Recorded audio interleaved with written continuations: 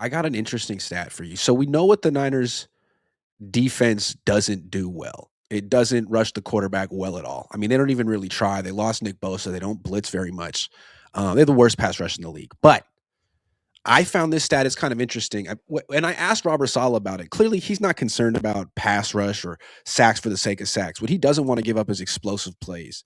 And that's runs of 10 or more yards and passes of 20 or more yards. And if just that stat, explosive plays, the Niners are tied for third fewest this season with Green Wow. Bay. The only defenses that have given up at 74 explosive plays allowed, only defenses that have given up fewer is Seattle at 69 and Denver at 65. So I think that does kind of show one how good freaking Robert Saleh is, that he's able to accomplish that with.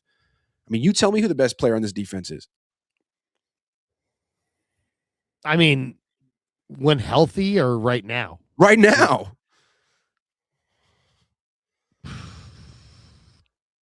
Tatum Bethune? Tatum Bethune? I don't know. Yeah. Upton Stout? I like Upton Maybe. Stout. Yeah. I like Upton Stout. I think Yeah. the fact that Upton Stout's going to play, I think, is big. But yeah, I mean, that's amazing. I mean, it really shows that the Niners are getting by on the margins. That's a good one right there. And then, of course, third downs, red zone, special teams. Yep. All these little things on the margins they've been really good at. And you add them all together and can it cover for – I mean, the 49ers – how about this? 49ers win the Super Bowl this year. They'll be the first team ever to win the Super Bowl who was dead last in the NFL in sacks. I know, that's crazy. That's why I still don't quite buy him. But here, let's dive into this stat a little bit more.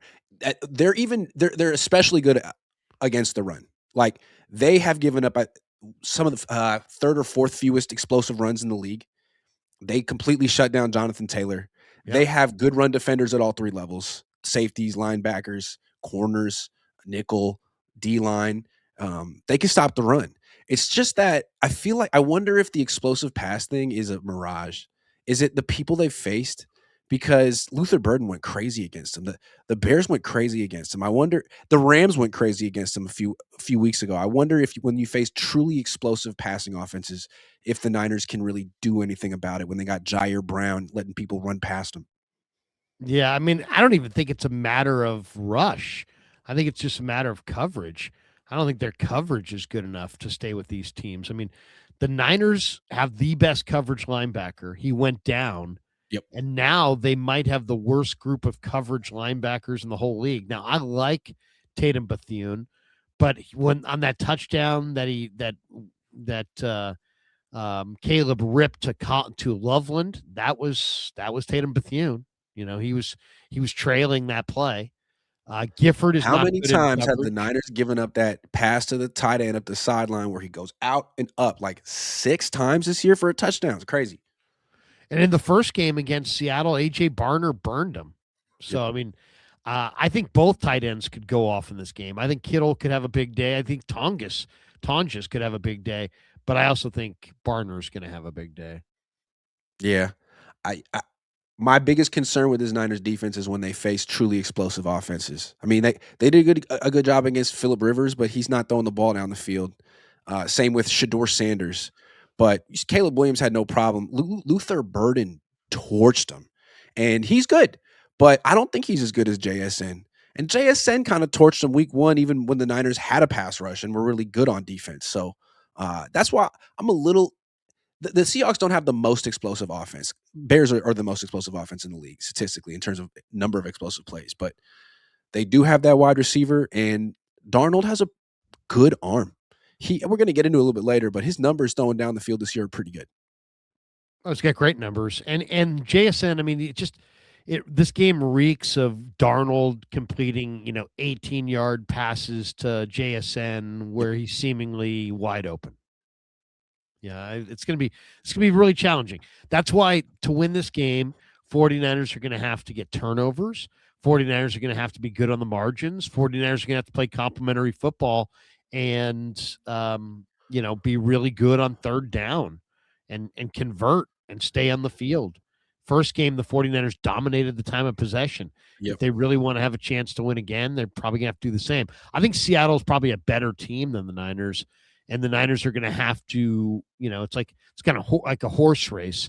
They're going to have the golden trip by their jockey. Shanahan's going to have to push all the right buttons. They're an interesting team. They do play complementary football, and I think what Salah's trying to do, he doesn't have a good defense, but he's like, if I can just get you to check it down, our offense is better than your offense. Like if you're not going to be explosive and you're just going to try to like nickel and dime us and have 14 play drives, we're going to beat you because our offense is really, really good. And your offense that it will just be methodical at that point. But if you can do what Chicago did and what the Rams did, then the Niners are in one of these shootout games. And they're not going to score 40 against Seattle. I mean, you were there were you there for, I'm not sure if you were there for Clay Kubiak, but you heard Clay Kubiak.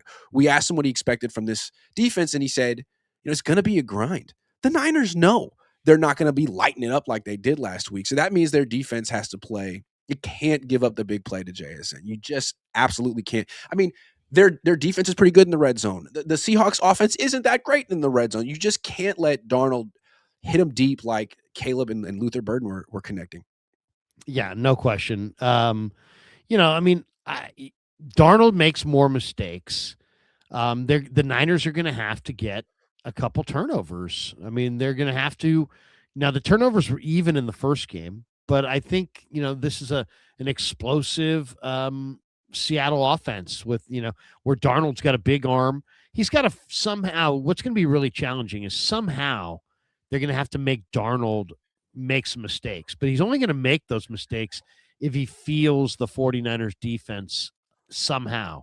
And that can be either with rush or really tight coverage or some kind of schematics that fools him, some kind of late rotation.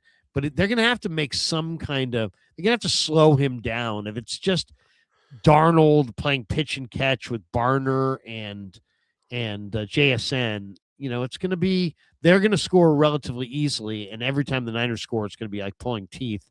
And that's a hard way to win over the course of 4 quarters. Right.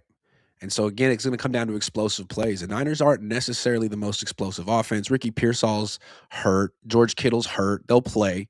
But their offense is all about converting on third down, converting in the red zone, ball control, time of possession. They've been kicking ass with that all year. And that's what they're going to be. So they got to have the ball for like 38 minutes like last year, and the defense can't give up those big plays they gave up last week.